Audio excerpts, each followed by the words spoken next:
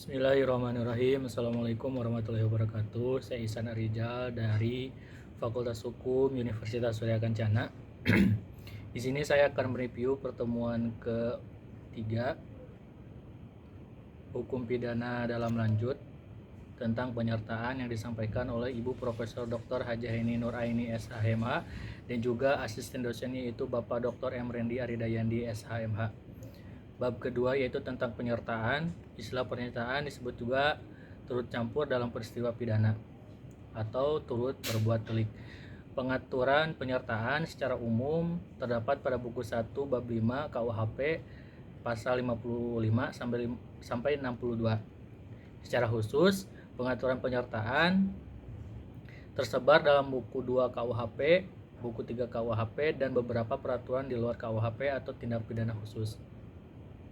Pengertian penyertaan adalah apabila suatu tindak pidana terlibat lebih dari satu orang atau beberapa orang melibatkan diri dalam satu tindak pidana. Penggolongan penyertaan menurut KUHP, golongan pelaku yaitu dalam bentuk 1 sampai bentuk 4. Bentuk 1 yaitu yang melakukan, yang menyuruh melakukan, yang turut serta melakukan, dan yang membujuk atau menggerakkan.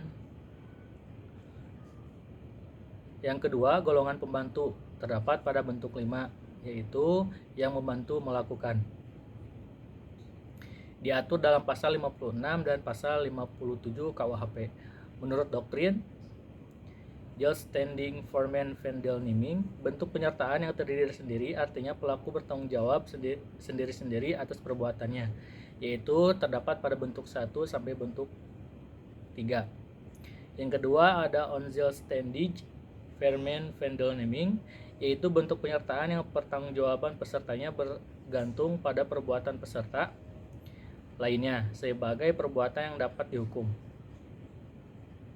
Yang pertama ada bentuk ke-1 atau plagiar, yaitu pelaku yang melakukan tindak pidana. Dalam hal ini dapat dikategorikan sebagai pelaku tunggal atau dapat juga sebagai pelaku jamak. Atas dasar itu ada dua pandangan.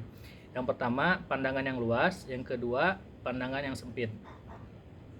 Yang kedua ada bentuk menyuruh melakukan, yaitu orang yang melakukan tindak pidana menggunakan orang lain sebagai perantara, tetapi perantara itu hanya berperan sebagai alat. Dengan demikian, menyuruh melakukan mempunyai ciri. Yang pertama ada dua pihak. Yang kedua ada dalam menyuruh melakukan terdapat unsur-unsur.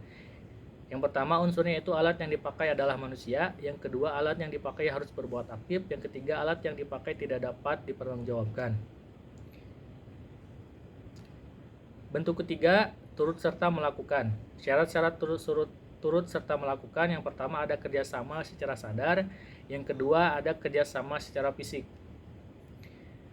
Selanjutnya ada bentuk keempat atau penganjur, yaitu orang yang menggerakkan orang lain untuk melakukan suatu tindak pidana dengan menggunakan sarana-sarana yang ditentukan oleh undang-undang. Perbedaannya adalah yang pertama, dalam penganjuran sarana yang digunakan diatur dalam pasal 55 ayat 1 sub kedua, yaitu diatur secara limitatif atau terbatas. Yang kedua dalam pembujukan. Yang ketiga pelaku material atau dapat dimintai pertanggungjawaban secara hukum karena melakukan perbuatan dengan sengaja. Yang kelima, bentuk yang kelima yaitu pembantuan, diatur dalam pasal 56 KUHP, yaitu ada dua bentuk. Yang pertama pada saat kejahatan dilakukan, dalam hal ini tidak ditentukan bentuknya secara inlimitatif dalam undang-undang. Yang kedua, sebelum kejahatan dilakukan, dalam hal ini undang-undang memberikan batasan atau limitatif, yaitu berupa memberi kesempatan atau sarana atau keterangan. Pertanggungjawaban pembantu, KUHP mengatur pidana untuk pembantuan adalah lebih ringan daripada pelaku.